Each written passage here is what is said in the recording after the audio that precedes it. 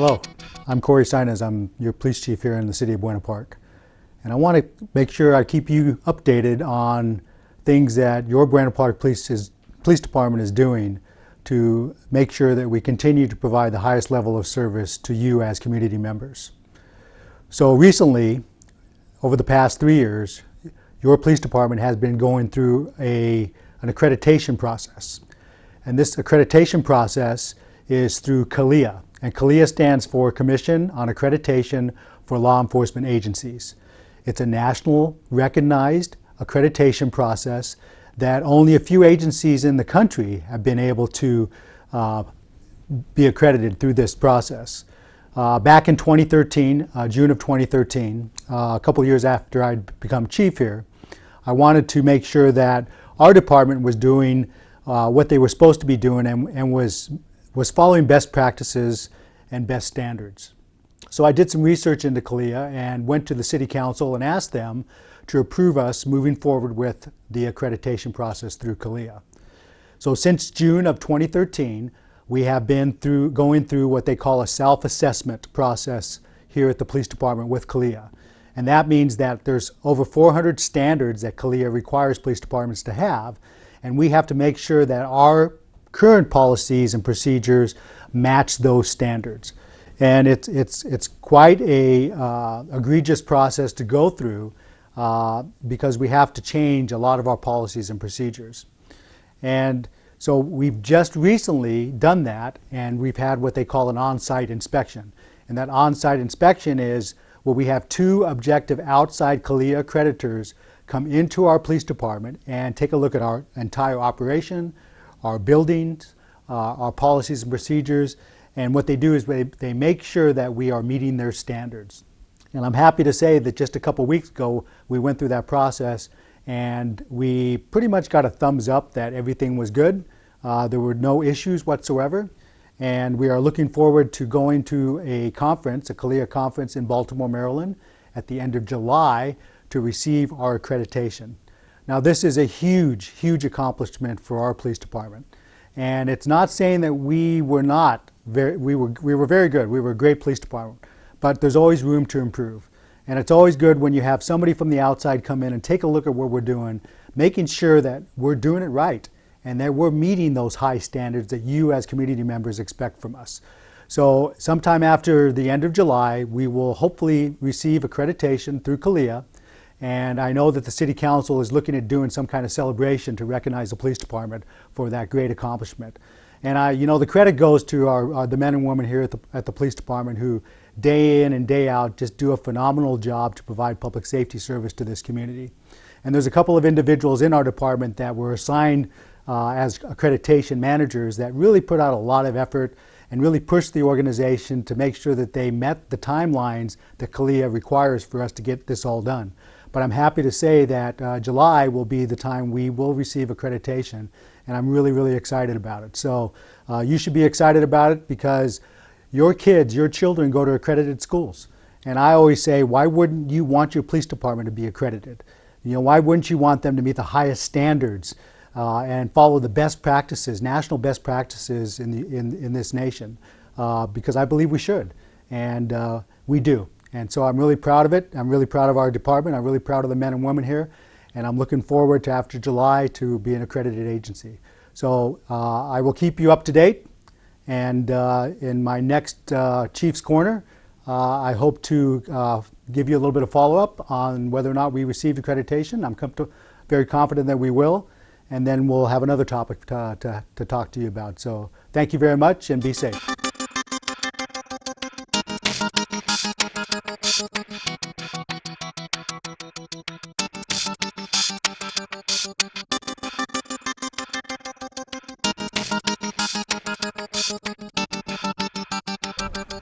Hello and welcome to Crime Watch. I'm Jane Cameron, and I've got somebody next to me that you probably don't recognize too much.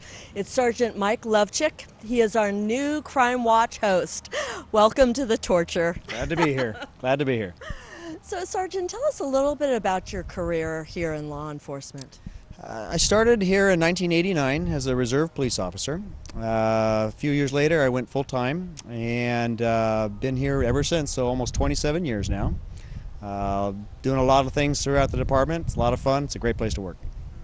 So what kind of insight are you going to be able to provide to our viewers during the shows that we do? Well, I don't know. I'll just try to give you some of my experiences that I've had over the years, and just try to do the best reporting as I can.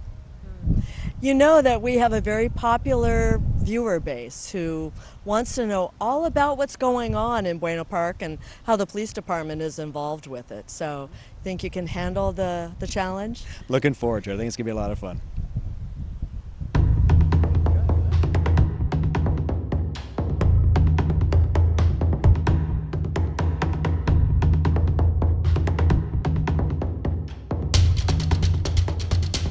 Sergeant Levchuk, we're going to a robbery alarm. What is that exactly?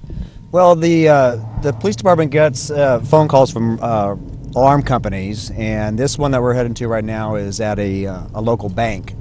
And we don't have any specific information as to whether it's a valid alarm or a false alarm, what have you, but it's a quite serious call because obviously with anything involving a bank or a business that's open and it's a robbery call, that's an indication that there might be somebody in there right now actually with weapons or pointing weapons at them or demanding money or things like that, like you see on TV.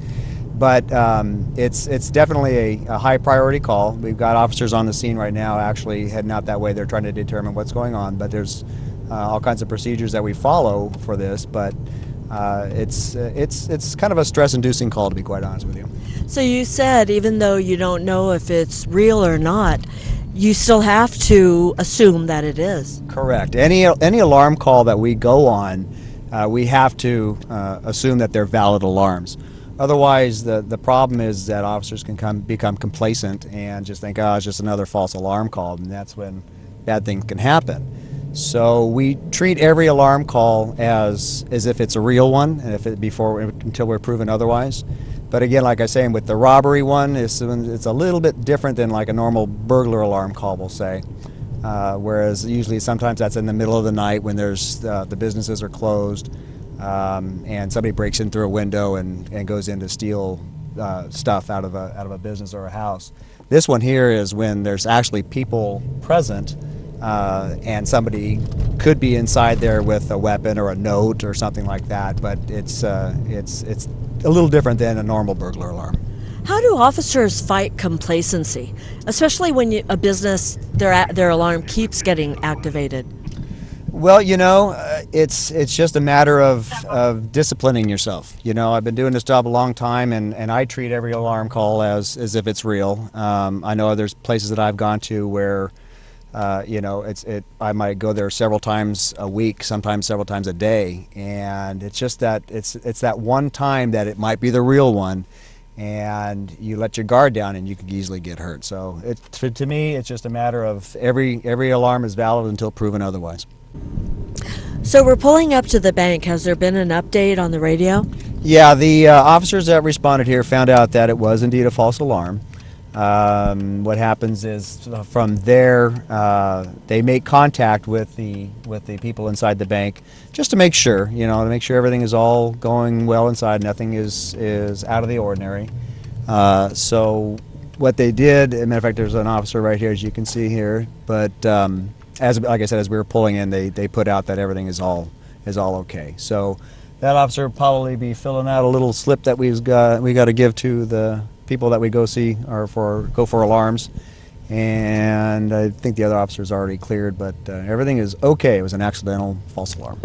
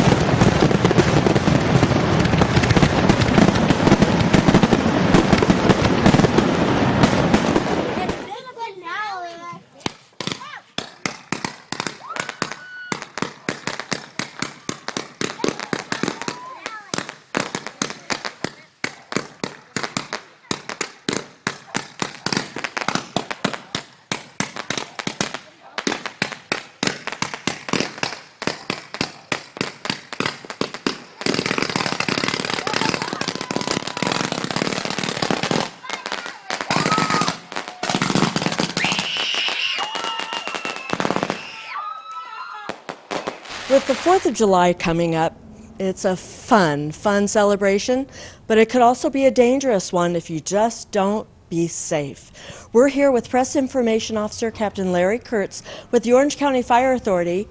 Now, I know we're not going to give people examples of what to do, but how are fireworks not safe for somebody who's just trying to enjoy the day? Well, fireworks, they may seem safe. I mean, it says on the package, safe and sane. But take this for consideration. Glass melts at 900 degrees Fahrenheit. Your average sparkler that a child is waving around burns at over 1,200 to 2,000 degrees Fahrenheit. And that can result in some very serious burns. And so that's what we talk about when you think about, fireworks and what they can do. These things were meant to exert sparks, they were meant to explode, they were meant to produce heat. And these things in proximity with people is not always a good idea. It's always so fun to see kids so excited about the 4th. I mean, they're running around, and like you said, they're throwing those sparklers, and they're trying to do all sorts of contraptions with the fireworks. But there's a danger with just not using them properly. Absolutely. Even if the fireworks are used properly, there is a very big danger. Adults should be the only ones operating fireworks. On top of that, there are people who modify fireworks. They try and get more of a big bang out of them. They try and combine fireworks together. They try, they throw them. And then there's the illegal fireworks that are coming from other areas. Bottle rockets. You have large firecrackers called M80s or M90s. Some of these things are almost a quarter stick of dynamite. They will blow a chicken or a watermelon in half. And people are actually holding these in their hands as they light them. It's never a good idea. What about, though, if you put it in the street? Is it any safer for it to be there? It's not much safer in the street, and there are a few reasons why. Number one is, the streets, obviously, not all streets are flat. It can start rolling toward a sidewalk. If somebody has a car parked there and it goes off, you can set a car on fire. The bottle rockets that go off, the illegal fireworks, they land somewhere, and obviously we have a lot of residences here in Buena Park area, and it could start a roof fire. Another thing is sometimes people there are dud fireworks that happen in packages, and children later on may try and relight them. Take a match or a lighter or a punk, is what they call it. They'll light the end of a firecracker and try and light it, and it's going to go off prematurely before they're ready. I would bet the Orange County Fire Authority is very, very busy on the 4th. Yes, you're right. It is one of our busiest days of the years, not just for the fireworks, but also for the alcohol-related injuries that are caused by traffic collisions, and people just put a little bit too much alcohol on board, and bad things begin to happen. Sergeant Lovchick, I know that safe and sane fireworks are allowed in Buena Park this year, but there are some rules that go along with being able to have those fireworks here. That's correct. On the 4th of July, that's the only day that you can actually light off fireworks, safe and sane fireworks. The days prior to that, the fireworks stands are open for a certain amount of hours each day. I think it's the 1st, 2nd, and 3rd, and the 4th. However, it is against the law to light the fireworks on any day prior to July 4th. So the only time you can shoot off fireworks in the city of Buena Park is on the 4th of July between 10 a.m. and 10 p.m., and that's it. I know people don't like putting them on their grass. It could cause a fire, which isn't good. But can they light off fireworks in the street or even in a park? Actually you can light them off in the street. In the parks, you can't light off fireworks inside the park either. It has to be done on the street, as the captain explained. It has to be at a place where it's safe and nothing else is going to be endangered, or anybody's going to be endangered. So the only thing that we do ask is that if you're in the street lighting fireworks, obviously you got to be careful of cars driving around still too. So that's a big thing that we want to make sure everyone realizes, that there's still cars driving through the streets, and you can't block off the streets at your house either, or in your neighborhood. So you want to make sure that when you are lighting the fireworks out in the streets, you're doing it in a safe manner. You're not blocking traffic. You're not stopping cars from going through. And also just be careful of the cars that are driving through. Are there any restrictions to the city parks? Yes, matter of fact, on the 4th of July, city parks are going to be closing down at 5 p.m. So after 5 p.m., the parks are going to be cleared out. So if you're going to buy fireworks and you're going to be shooting off fireworks, you have to do it someplace else other than the park. We'll have personnel at some of the parks there just to make sure that people understand ahead of time that the parks are going to be closing at 5 o'clock, so they can adjust their plans accordingly. You know, so many people get those fireworks that they're not supposed to get.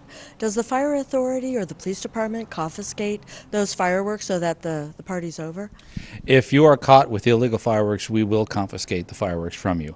Either ourselves or members of the Buena Park law enforcement community will get their hands on those fireworks. We will take them away. Plus, there are also fines involved with it. Fines can range, I believe, from $500 to $1,000, and if you're caught with certain fireworks, those can go up to $10,000 and be considered a felony. That can really kill a party, huh? It will kill a party, and just a brief moment of explosive fun can result in something that you're going to regret, some people, for the rest of their lives. You know, you mentioned it, but the injuries that people suffer from these fireworks can be very, very severe. I'm sure you've seen horrible things from fireworks. I have been in this occupation for almost 28 years, and I've seen a lot of injuries from fireworks. There is, to the people who want to celebrate on the 4th of July with safe and sane fireworks, be safe, have an adult, have a bucket of water nearby, and don't do anything ridiculous because something can happen. And the 4th of July, we want you to remember it as a great holiday and a time to meet with family, not as a tragedy where something happened to you or one you loved. Hey, do you want to light these bottle rockets with me? That would be awesome. Let's try it.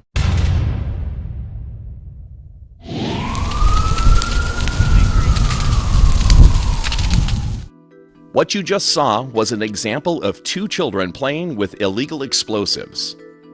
In Orange County, there are 10 cities that allow the use of state fire marshal approved safe and sane fireworks. Those cities are Anaheim, Buena Park, Costa Mesa, Fullerton, Garden Grove, Huntington Beach, Santa Ana, Stanton, Villa Park, and Westminster. The safe and sane fireworks can only be used in one of the 10 cities that allow them. They must stay in those cities. Never use any type of fireworks near dry grass or other flammable materials, and make sure they are always pointed away from homes. Fireworks are not toys and must be handled by adults only. Read and follow the directions on the fireworks, and be sure to keep a bucket of water or a fire extinguisher nearby. Parents are liable for any damage or injury caused by their children playing with fireworks. You can enjoy a 4th of July celebration with friends and family at a professional fireworks show conducted by licensed trained professionals. A public fireworks display is the smartest and safest alternative. To find a fireworks display near you, please visit our website at www.ocfa.org.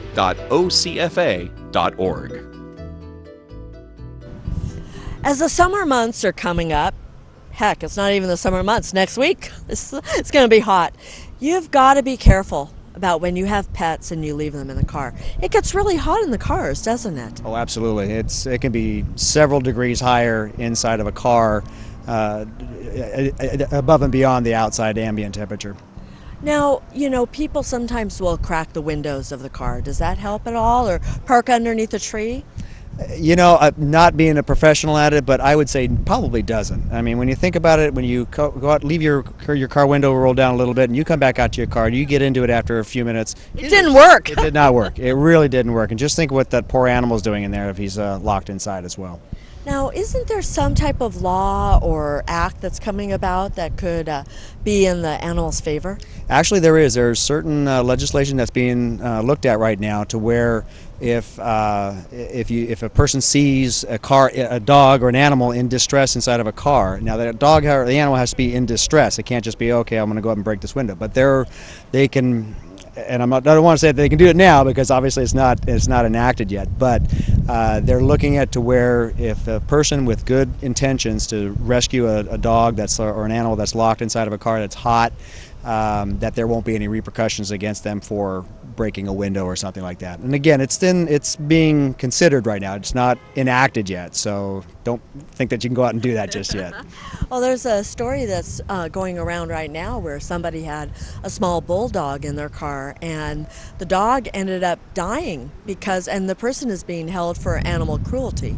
That does happen. That is usually investigated by our animal control services that we use, but I have, matter of fact, just recently I went to a trial or criminal proceeding at court involving cruelty to animals. And like I said, I've been doing this job a long time, and that was the first time I ever had to go to a court proceeding for that. But it does happen. They can be held criminally liable for mistreatment of their animal. So keep the animal at home, maybe in the house with the air conditioning. If you can, like I said, it gets so hot so fast in these cars, and people don't realize it. They say they're just going to go in for a minute or two, and I'm only going to leave the dog out there for a minute. But the heat in a car can just shoot up so rapidly, and those dogs and other small animals, they don't have a chance inside cars like that. If you have any questions about tonight's show, you can call the Buena Park Police Department at 562-3901 with Sergeant Mike Lovchick, my new host. I'm Jane Cameron. Thanks for watching.